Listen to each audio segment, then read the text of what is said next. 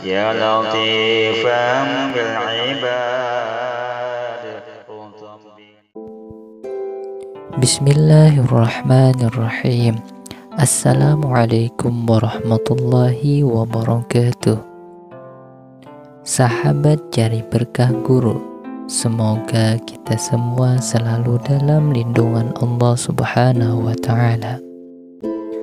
Amin, amin, amin ya Rabbal Alamin. Jalab dan salab Ghaus zaman. Seorang Ghaus atau Sultanul Aulia diberi kemampuan oleh Allah untuk meningkatkan dan menurunkan derajat keimanan seseorang. Jalab yaitu meningkatkan derajat keimanan dan kesadaran seseorang yang mau berhubungan dengan penuh rasa mahabbah serta memuliakannya.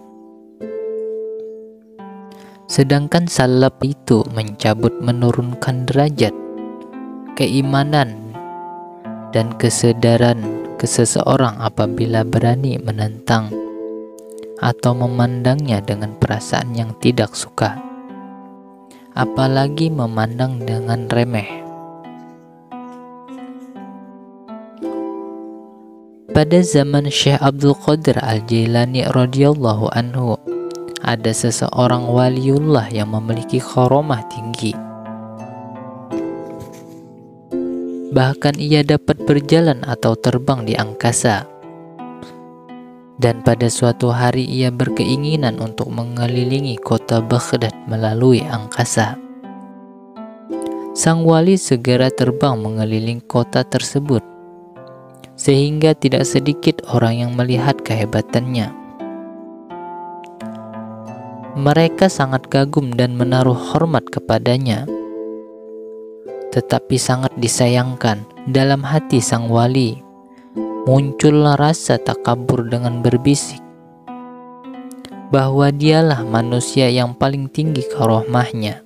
Sedangkan di lain pihak Syekh Abdul Qadir Al-Jailani radhiyallahu anhu, atas kehendak Allah dapat mendengarkan kata hati waliullah tersebut. Spontan Syekh Abdul Qadir Al-Jailani berseru di hadapan para muridnya, "Buta mata hatimu sehingga engkau merasa paling tinggi," kata Syekh Abdul Qadir. Pada detik itu juga lenyaplah karamah sang wali yang takabur itu. Ia jatuh tepat di hadapan Syekh Abdul Qadir Al-Jailani dan muridnya. Sang wali sadar bahwa kejatuhannya karena merasa takabur dan su'ul adab kepada Syekh Abdul Qadir,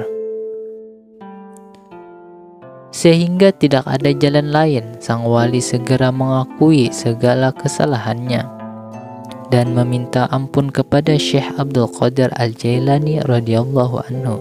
Bahkan sang wali mengakui akan segala kekurangannya sehingga menjadi murid Syekh Abdul Qadir Al-Jailani.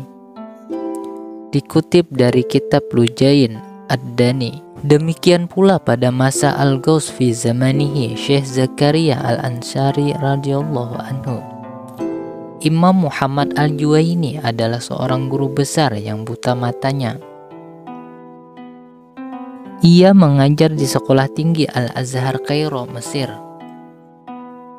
Pada suatu hari ia menyampaikan mata pelajaran kepada murid-muridnya.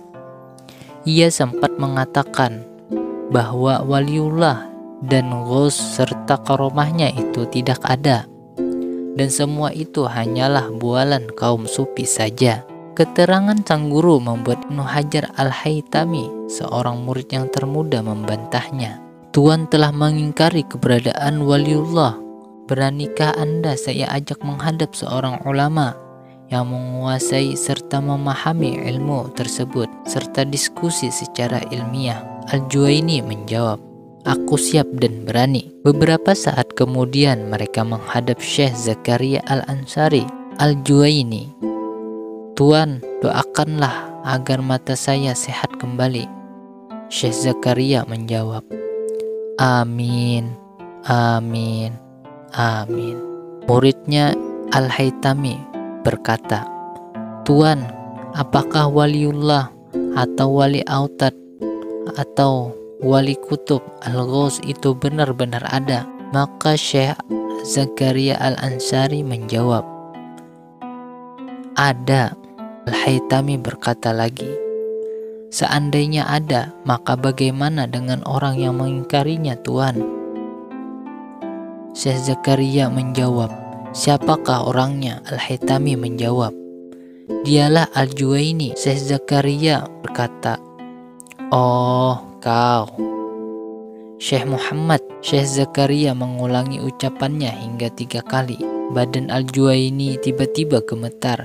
Ia merasa ketakutan serta matanya kembali normal, sehingga ia dapat melihat orang yang berada di sekelilingnya. Lalu Al-Juwaini berkata, "Tuan, sekarang aku percaya bahwa wali kutub itu benar-benar ada, dan saat ini adalah Tuan sendiri."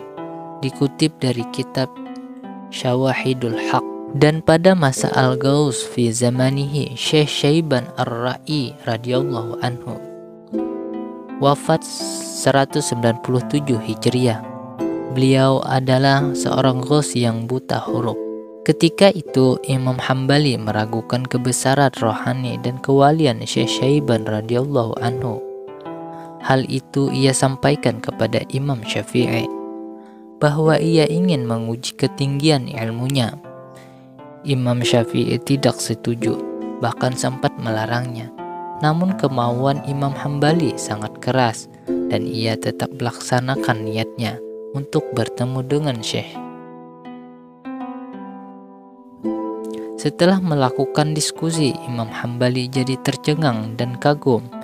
Ia tidak menduga sama sekali akan ketinggian ilmu Syekh Syaiban yang buta huruf itu.